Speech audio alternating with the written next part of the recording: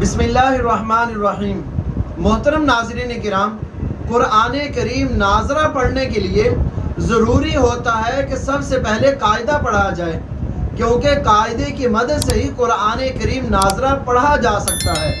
اگر آپ نے قاعدہ نہیں پڑھا تو آپ قرآن کریم نہیں پڑھ سکیں گے، کیونکہ آپ کی زبان عجمی ہے، عربی نہیں ہے۔ وہ لوگ جن کی زبان عربی ہے ان کو قاعدہ پڑھنے کی ضرورت پیش نہیں آتی، بلکہ بغیر قاعدہ پڑھے وہ قرآن کریم بہت اچھا پڑھ لیتے ہیں، کیونکہ قرآن کریم عربی زبان میں ہے اور ان کی زبان بھی عربی ہے۔ ہاں، وہ لوگ جن کی زبان عربی نہیں ہے، اب ان کو قرآن کریم پڑھنے کے لیے سب سے پہلے قاعدہ پڑھنے کی ضرورت پیش آتی ہے، کیونکہ قاعدہ وہ بنیاد کو کہتے ہیں۔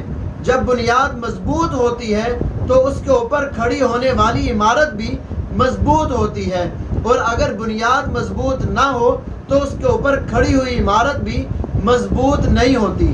اب بات کرتے ہیں کہ اگر قاعدہ ہی پڑھنا ہے تو قاعدہ کون سا پڑھا جائے، کیونکہ اس وقت اگر آپ دیکھیں مارکیٹ میں بہت سارے قاعدے موجود ہیں۔ بہت سے لوگ جب ایک نئے عزم کے ساتھ ایک نیا کام شروع کرتے ہیں، پھر ان کی کوشش ہوتی ہے ہم بچوں کے لیے کوئی آسان سا قاعدہ بنائیں، پھر وہ بچوں کی آسانی کے لیے ایک نیا قاعدہ متعارف کرواتے ہیں۔ ایک قاعدہ اس وقت مارکیٹ میں مکتب تعلیم القرآن الکریم کا ہے، اور ایک قاعدہ جمعیت کا ہے، اسی طرح سے ایک مدنی قاعدہ ہے، نورانی قاعدہ ہے۔ اس کے علاوہ بہت سے قاعدے اس وقت مارکیٹ میں موجود ہیں۔ سوال یہ پیدا ہوتا ہے کہ قرآن کریم پڑھنے کے لیے کون سا قاعدہ زیادہ مفید رہے گا؟ ہم بچے کو مدنی قاعدہ پڑھائیں، قرآنی قاعدہ پڑھائیں، نورانی قاعدہ پڑھائیں، کون سا قاعدہ پڑھائیں جس سے بچہ قرآن کریم جلدی پڑھ سکے، قرآن کریم پڑھنے کی بنیاد بچے کی مضبوط ہو سکے؟ یاد رکھیں، اس کے لیے میں آپ سے یہی عرض کروں گا کہ کسی بھی قاعدے کا انتخاب کر لیں، چاہے وہ نورانی قاعدہ ہو، چاہے وہ اقرا قاعدہ ہو، چاہے وہ جمعیت کا قاعدہ ہو، چاہے وہ مکتب کا قاعدہ ہو، چاہے وہ مدنی قاعدہ ہو، کسی بھی قاعدے کا انتخاب کر لیں۔ صرف بات یہ ہے کہ پڑھانے والا مضبوط ہونا چاہیے۔ پڑھانے والے قاری صاحب یا پڑھانے والی جو قاریاں ہیں ان کو تجربہ ہونا چاہیے کہ قرآن کریم پڑھنے کے لیے بچے کو قاعدہ کس طرح سے پڑھایا جاتا ہے۔ جب بچہ قاعدہ پڑھ لیتا ہے تو قاعدہ پڑھنے کے بعد جب بچہ قرآن کریم پر آ جاتا ہے تو اب قرآن کریم پر آ کر بچے کو جوڑ کرنے کی ضرورت پیش نہ آئے۔ اگر بچہ قرآن کریم پہ آ کر 30ویں پارے پہ آ کر وہ جوڑ کر رہا ہے، اس کا مطلب یہ ہے کہ اس کی بنیاد مضبوط نہیں ہے، اس کی بنیاد کمزور ہے، اس کا قاعدہ کمزور ہے۔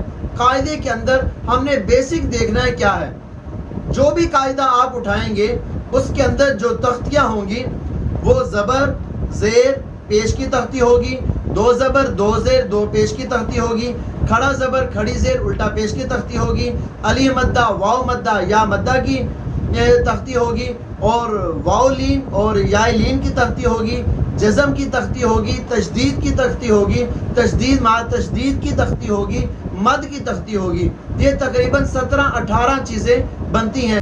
تو یہ جو 17-18 چیزیں ہیں یہی بنیادی چیزیں ہیں۔ ہر قاعدے میں یہ تمام کی تمام چیزیں پائی جاتی ہیں۔ جو بھی قاعدہ آپ بچے کو پڑھائیں، اگر زبر زیر پیش بچے نے پڑھ لی ہے تو اس طرح مضبوط کر کے پڑھائیں کہ زبر زیر پیش والے الفاظ جو قرآن کریم میں موجود ہیں وہ بچہ پڑھنے پر قادر ہو جائے۔ اور اگر بچے نے دو زبر دو زیر دو پیش تک پڑھ لی ہے یا کھڑا زبر کھڑی زیر الٹا پیش تک پڑھ لیا ہے، اب وہ الفاظ جن کے اندر یہی حرکات آتی ہیں بچے کو رواں بھی پڑھنا آنا چاہیے۔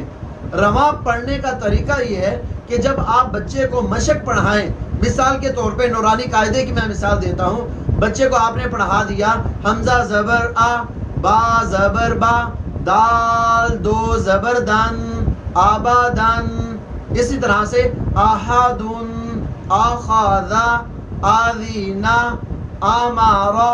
جب یہ آپ نے پڑھا دیا تو بچے کو اس طرح سے سویات کروا دیں کہ بچہ ایک ہی سانس میں کئی الفاظ پڑھے، آبادن، احدن، اخذا، آذینا، آمارا۔ اس طرح سے جب بچے کی بنیاد بنی ہوگی، ایک ایک سانس میں بچہ کئی حروف پڑھے گا تو انشاءاللہ اس کی بنیاد مضبوط ہوگی۔ توجہ ان چیزوں پر دیں۔